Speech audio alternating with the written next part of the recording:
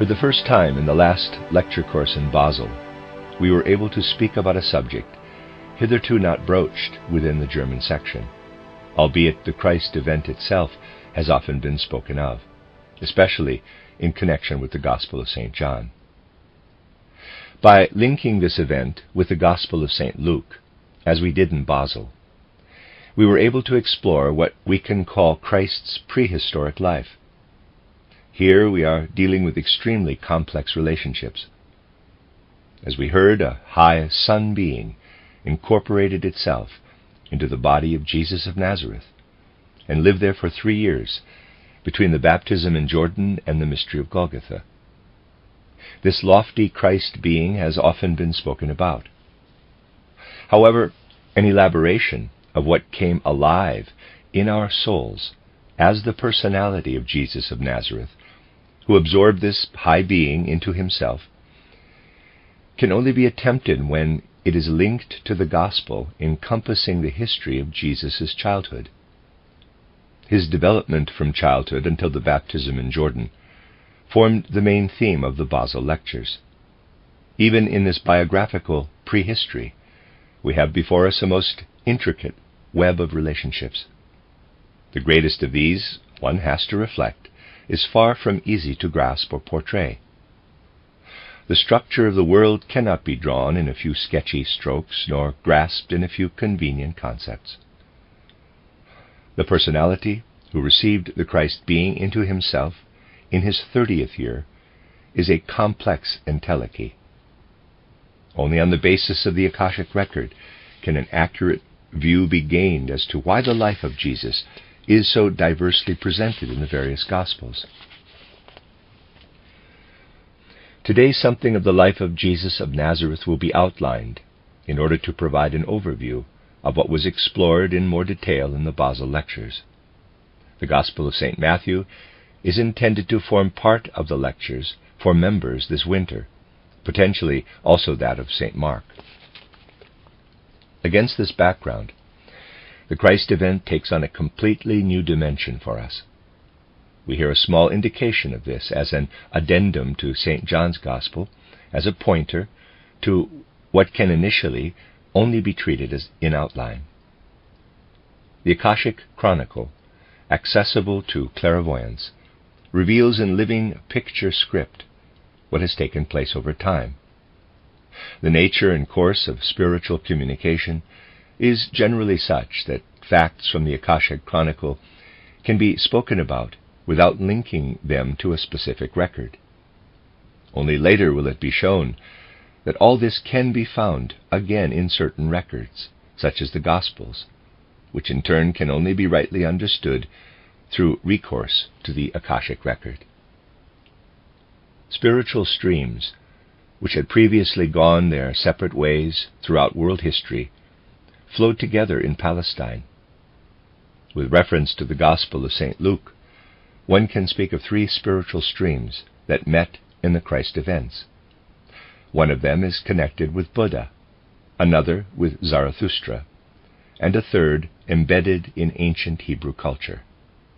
These 3 currents flowed together into a palpable event, which is to say, into the Christ event itself. These spiritual streams are usually spoken of in far too abstract a way. They manifest, in fact, in exceptional beings who have to be constituted in such a way that they can support the confluence of such streams. For this reason, we need to accurately research such beings in relation to their inner constitution. The Buddhist stream reached its apotheosis in Gautama Buddha. He had been previously incarnated, but his incarnation in the 6th century BCE was of particular significance for his being. It was then that he first became what we may call a Buddha. Before this he was a bodhisattva, a great teacher of humankind, a personality who over time acquired new capacities. We ourselves once lived in ancient Egypt, equipped with quite different faculties from those we possess today. Some of these old capacities atrophied. New abilities were added. Anyone not taking a development such as this into account can gain no objective view of the world. Nowadays, for instance, human beings can of themselves grasp certain logical and moral laws, can use their own judgment to recognize this or that. However, this was not the case in ancient times. In those days, for instance, humans could locate nothing of a moral, ethical nature within themselves, and would not have understood such a concept, however well explained in modern parlance. A completely different faculty would need to have been addressed. This is why there are certain axioms of human verity today, such as teachings concerning compassion, teachings of love, which could not have been detected 3,000 years ago. Today an inner voice tells us about the laws of compassion and love. In those days, human beings would have sought in vain for any such inner voice. Instead, human beings had, to put it crassly, to have ideas of compassion and love suggested into them, inculcated into them by evocation.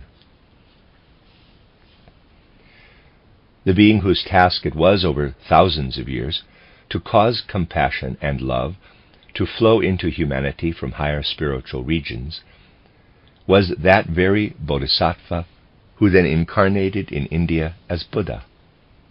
As a human being in the physical world, he would not have found compassion or love present within himself. However, Bodhisattvas would, through their initiation, have risen into spiritual realms where they could be imbued with teachings of compassion and love and could then bring these downward to earth. The moment does eventually arrive when humanity from then onward has matured sufficiently to find for itself what was once caused to flow into them. Such was the case with compassion and love. As this Bodhisattva rose to become Buddha, sitting under the Bodhi tree in the 6th century BCE, great and important processes were taking place, not only within him, but throughout the world. At that time, the laws of compassion and love arose within this Buddha become human. That is to say, a circumscribed exposition of these laws arose in him by means of the Eightfold Path. In that the Buddha could become aware of these teachings within himself, humanity was endowed with the possibility of likewise experiencing them in future ages. Since then, some human beings have indeed been able, following the example of the great Buddha, to experience this themselves, and to live a life that with equal vitality crystallizes such teachings from out of the Eightfold Path. Only when a significant number of human beings have become mature enough to experience what Buddha underwent long ago will these capacities become a fully integrated feature of humankind. This is how, mission by mission, spiritual substance is transferred downward to our world from lofty spiritual spheres. In around 3,000 years from now, sufficient numbers of human beings will have matured enough to tread the Eightfold Path, and only then will compassion and love have become truly incorporated and inherent in humanity. At that point, new events and missions will descend from spiritual realms into the physical world. In antiquity, Buddha enabled teachings of compassion and love to stream into humanity, and now these are alive and working in human beings, Buddha having given them their initial impetus. Once a bodhisattva has mastered his task, after some 3,000 years' activity, he becomes a Buddha who has fulfilled a given mission for humanity. What then became of this Buddha, whose mission it was to bring compassion and love to humanity, once he had left his physical body? The name Buddha always signifies a last, final incarnation. He only needed his Gautama incarnation in order to fulfill his mission. Since that time, it has not been possible for that bodhisattva individuality, having attained Buddhahood, to descend into a physical body again. He can only descend as far as an etheric body, and is therefore only visible to clairvoyants today. When such a form, without physicality, is taken on by an individuality, it is called a Nirmanakaya.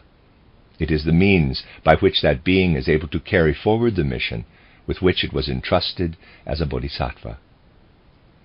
In this way, the great Christ event was prepared for by this reigning Buddha, now in Nirmanakaya form.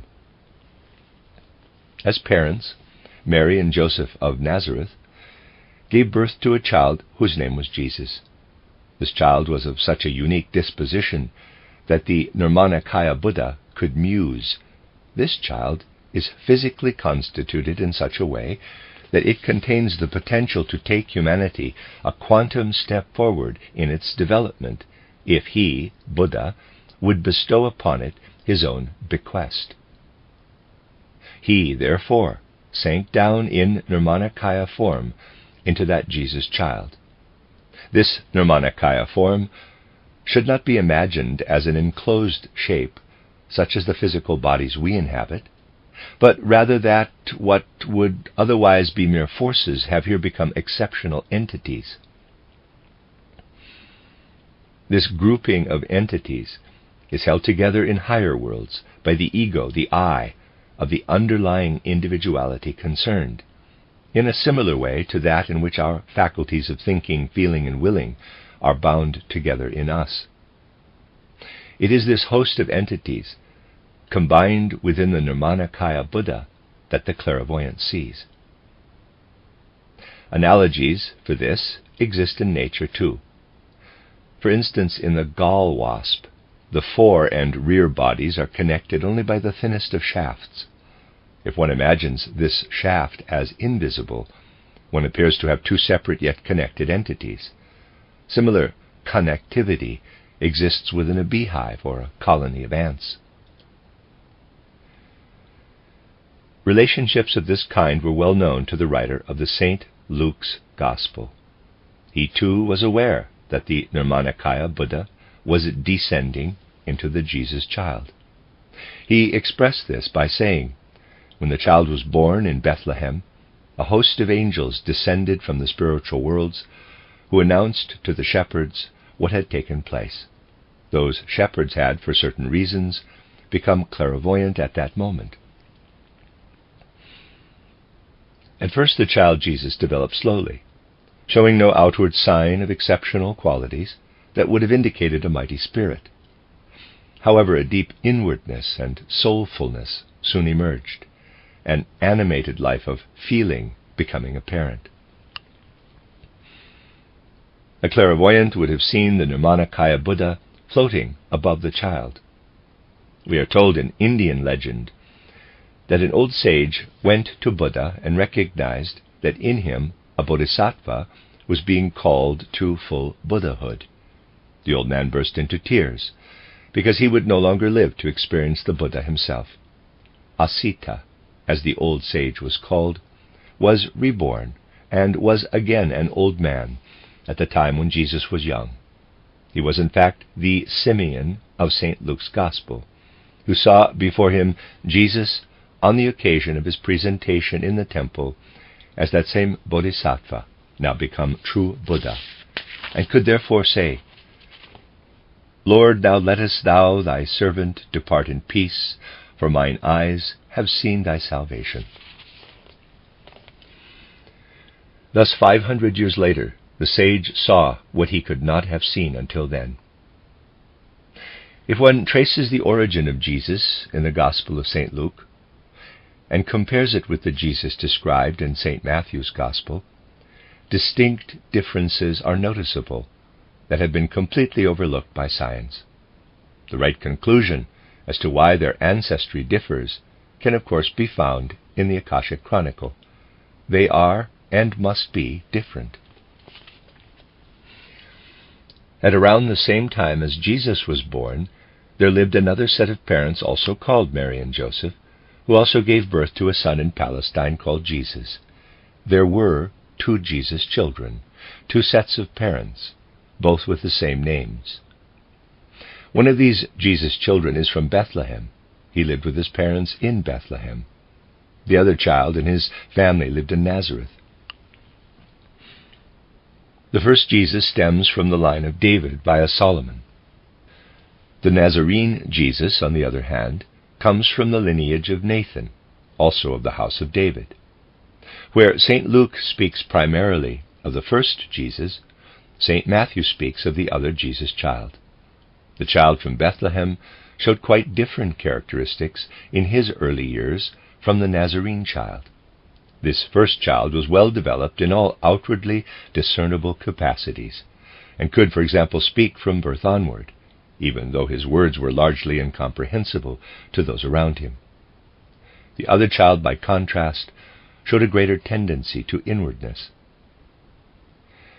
The Bethlehem child now bore, incarnated with him, the great Zarathustra of old. As is shown, this Zarathustra had bequeathed his astral body to Hermes and his ether body to Moses. His ego had been reincarnated in Chaldea 600 years before Christ as Nazarathos or Zarathos, and now, finally, as Jesus. This Jesus child had to be taken to Egypt in order to relive, for a while, impressions of surroundings known to him, while inwardly revivifying them. We should absolutely not believe that this Jesus of whom St. Luke speaks is the same individual as the Jesus spoken of by St. Matthew. On the orders of Herod, all children under 2 years old were to be killed. John the Baptist would have been affected by this decree had not enough time elapsed between his birth and that of Jesus. In his 12th year, the ego being of the Bethlehem Jesus child, that is, the Zarathustra I, moved across into the other Jesus boy, that is, from age 12 onward. The previous I of the Nazarene Jesus no longer inhabited him, whereas the I of Zarathustra now did. The Bethlehem boy died as soon as this I had withdrawn from him. St. Luke describes this transfer of the Zarathustra ego into the child from Nazareth in his account of the 12-year-old Jesus in the temple. It was inexplicable to his parents that their boy should speak with such wise authority. He was their only child. The other set of parents, however, had other children, 4 boys and 2 girls. Both families were later to become neighbors in Nazareth and would eventually meld into a single family. The father of the Bethlehem family was already an old man when Jesus was born, and he died shortly afterward. This mother moved with her children to Nazareth, to the other family. It was in this way that the Buddha, in his Nirmanakaya form, worked together with the I of Zarathustra within Jesus of Nazareth, Buddha and Zarathustra working in concert within this child. St. Matthew speaks initially about the Bethlehem Jesus in his Gospel. Here the wise Magi from the Orient appear at his birth, led by a star to the place where Zarathustra was reincarnating.